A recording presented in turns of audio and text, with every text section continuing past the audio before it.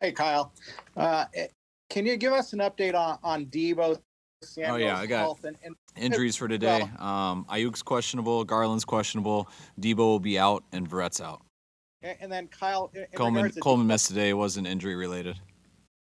and then in regards to Deebo, why not just put him on injured reserve so you can practice him up the next couple of weeks before he would debut in week 4? Because we believed he had a good chance to play this week. It didn't go the way we hoped, but it'll still be day to day going on that next week. And we felt there was a chance, so to make a decision that would be 3 weeks when we thought he did have a chance, we didn't think that would be very smart. But we'll see how next week goes. Kyle, how Oh, and close were you also, as something with the rules that because it happened before training camp started, which is considered non-football injury, all right, there was some reason we couldn't do that either. So, Kyle, how close were you to having to tweak the schedule? How close were you to having to tweak the schedule today because of the smoke? And what is your level of concern for Sunday in that regard? we didn't have to tweak it. We would have if it got to 200. But it didn't. So people with pre-existing conditions today, they couldn't practice with it being just past 150. If it happens Sunday, I mean, my understanding is if it gets to 200, that's when the NFL will start really discussing what to do with the game. I don't think that's my decision at all. I know it's not, thank goodness. So we'll just see what happens. Hopefully it won't get there. Hopefully it'll be safe. But we got to see what the wind does.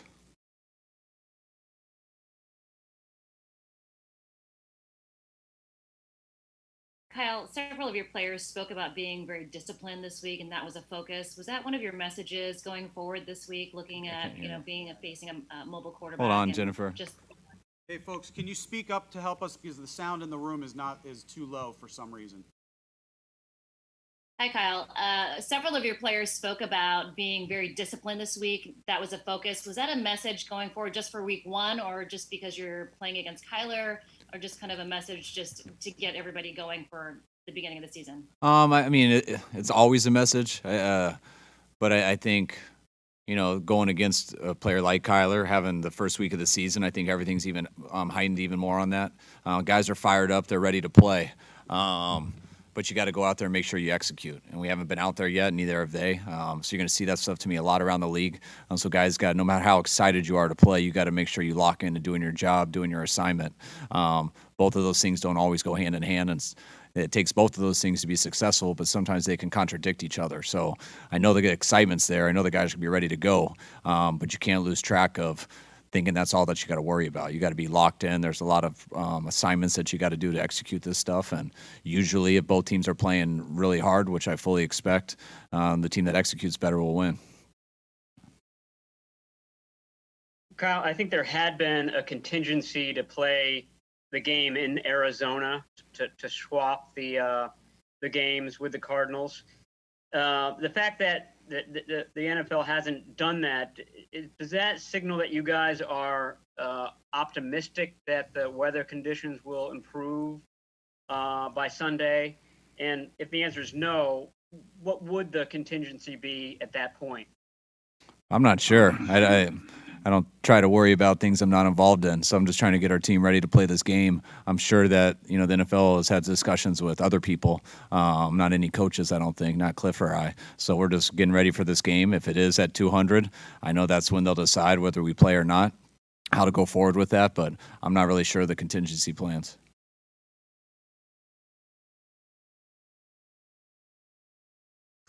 Hey, Kyle.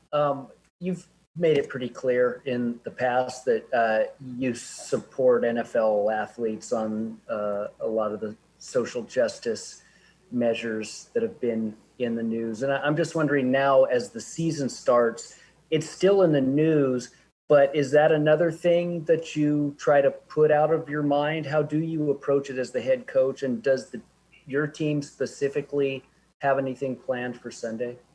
I don't think, they haven't mentioned anything to me about having anything planned. I think they're going to do what they've always done.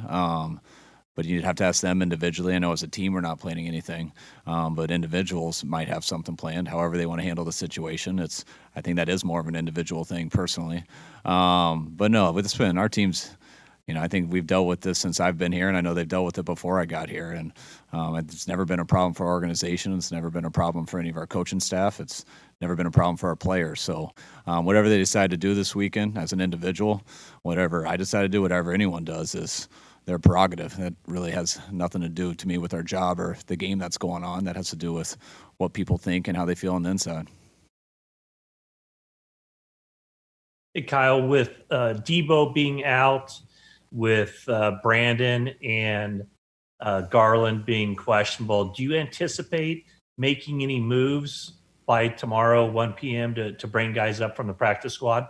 It's some things we can discuss. I mean, there's always a possibility. I mean, with Garland and Aiyuk being questionable, we got to be ready to do something depending on that. So we'll see how that goes. We do have till that time. It might take us all the way till game time to decide if they can go or not, because they are that close to doing it. They also have been prepared in camp and done enough stuff to be ready, which is a little different than how Deebo is. But we'll see. I mean, if we know for sure that they're not going earlier, we'll probably have to do something. And if we still won't know, we might still have to do something just to have that just in case when it comes on Sunday.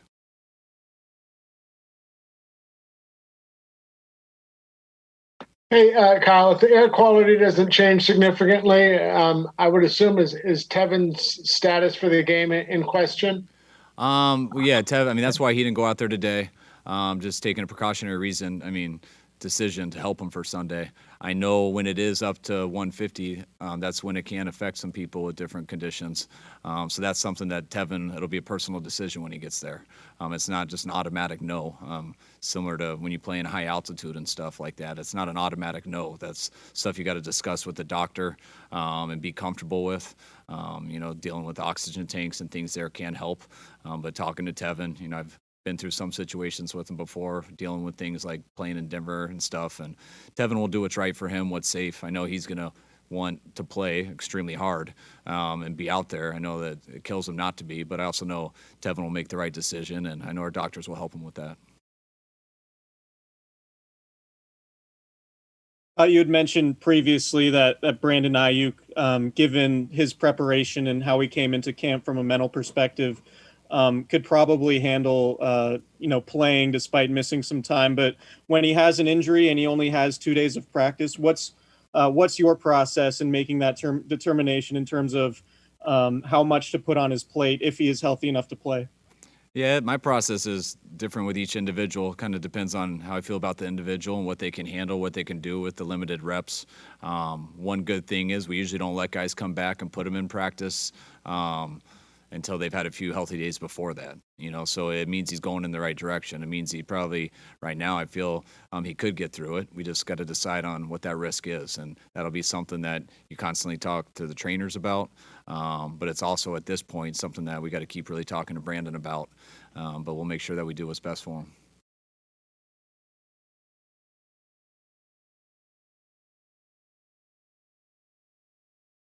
Hey, Kyle, are you, curious to see how Arizona uses Isaiah Simmons on Sunday, given his versatility, and obviously you haven't seen him play since Clemson? Yeah, I mean, definitely curious about a lot of things, as I'm sure they're curious about a lot of things too. You kind of get an idea about everything just watching preseason tape a little bit, and none of us have that for the first time. So there's a lot of things like that we all want to think about and talk about, and I'm sure everyone's discussing outside of here also, but we're not going to find that out till Sunday, and once we do it, I think it'll be pretty evident, and then you'll know how to adjust. Kyle, Chandler Jones has been doing it for a long time at a high level, maybe doesn't get the credit he deserves. What is it that makes him so good and so hard to deal with? A number of things. It starts with he's a freak, just talent-wise. Just like his brother is, watching him fight. I mean, they're tall, long guys with the right mentality to play football. I also think he's an extremely smart player. Going against him over the years, he recognizes plays. He plays very hard. He's very unpredictable. He's got the athletic ability to kind of freelance, but he kind of freelances a little bit, but still tries to find a way to play within the scheme. You can tell it's when you have a smart guy like that who's also a smart football player who's extremely talented. It doesn't shock you at all why I think he's gotten more sacks than anyone here over the last few years. Kyle, when you talk to your coordinators about how to approach Sunday's game, do you see a scenario where, because of all these unknowns, that you guys might use 3 timeouts in the first quarter just to make adjustments from things that you didn't, you weren't sure that the Cardinals would show you? No, I don't think that'll really will happen with timeouts or anything. I worry about the timeouts using it with just being rusty and getting in and out of the huddle, substitutions and stuff where you can get caught where it looks like a certain personnel is on the field and we send in a personnel and you have the wrong one and then it's past 15 seconds on the play clock, so I can't talk to Jimmy then, or Saleh can't talk to Fred, and that's when it kind of messes stuff up because you got the wrong stuff in there, and you get better at that throughout reps and everything and going through it fast, but there will be some I keep telling everyone wants to know if we're ready to play. I promise everyone's ready to play. But it's the execution of the things that the players got to do on the field, the execution of the things that the coaches have to do. Those are the things that sometimes when you're not as quick with it or you hesitate a little bit, you got to decide whether you want to use a timeout and burn it, or if you just want to take that 5 yards. And, we usually decide that in the heat of battle, and it depends on the situation. But hopefully everything will go perfect, which I never count on. All right. Thanks, folks. All right, guys. Thanks.